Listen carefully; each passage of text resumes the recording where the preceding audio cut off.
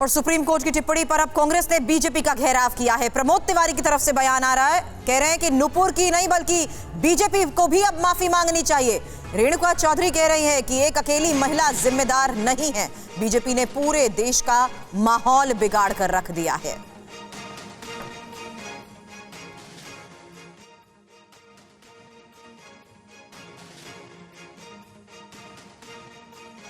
जो आशंका थी, जो सच्चाई थी, वो सामने आ गई। बेरोजगारी, महंगाई जैसे मुद्दों से ध्यान हटाने के लिए जो एक साजिश थी भारतीय जनता पार्टी की, सारे तथ्य जब गए सुप्रीम कोर्ट के सामने, सुप्रीम कोर्ट ने दो टूक कह दिया कि ये जो देश में घटनाएं हो रही हैं, इसके लिए नुपुर शर्मा जी का ये बयान ही जिम्मेदार है। लेकिन एक बात बहुत महत्वपूर्ण कही उन्होंने कि दिल्ली पुलिस ने अब तक गिरफ्तार क्यों नहीं किया, मुकदमा कायम करके कार्रवाई क्यों नहीं की। दिल्ली पुलिस किसके अंतर्गत है?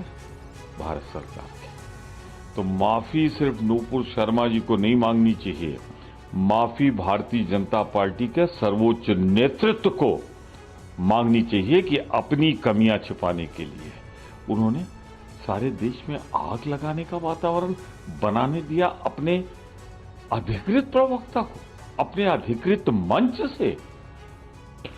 नुपुर शर्मा कान पकड़ के माफी मांग लेगी तो क्या भाजपा माफी नहीं मांगेगी? ये तो भाजपा की बुनियाद है ना, इस देश भर में आग फैला के नफरतों को ये करके खून के रफ्तार बहा के ये सब जो करे हैं, ये तो बीजेपी की काम है ना।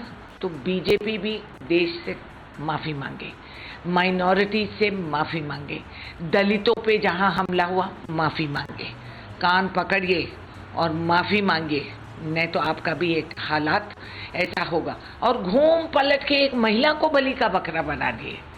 तो बीजेपी में क्या कोई मर्द नहीं है जो सामने आके कह सकता है कि हाँ हम गुनाहगार है गुनहगार भाजपा। और अब आपको बताते हैं कि आखिर सुप्रीम कोर्ट ने क्या कहा है नुपुर शर्मा के बयान को लेकर के। जो बड़ी बातें हैं उस पर जरा एक नजर।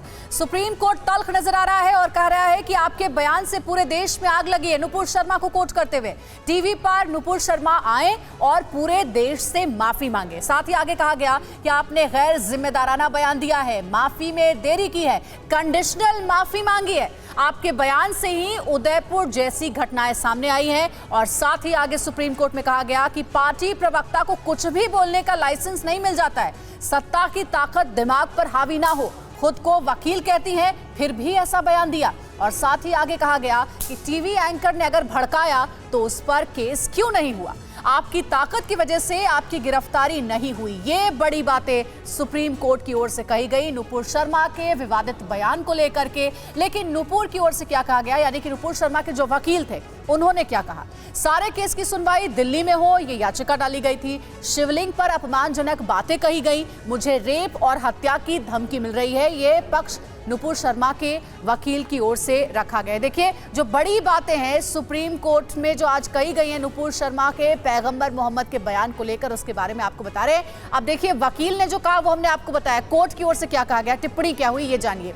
आपकी वजह से देश में आग लगी हुई है, आपका बयान उदयपुर कांड का जिम्मेदार है। आप टीवी पर आइए और देश से अपने बयान के लिए माफी मांगिए। और सिर्फ इतना ही नहीं बल्कि दिल्ली पुलिस को भी फटकार लगाई गई। दिल्ली पुलिस के लिए कहा गया कि आपने नुपुर के लिए रेड कारपेट बिछा दिया, कई एफआईआर के बावजूद गिरफ्तारी नहीं की गई, उनके दबदबे की वजह से कार्रवाई नहीं की गई। ये वो बड़ी बातें जो कि नुपुर शर्मा के लिए आज सुप्रीम कोर्ट में कही गई।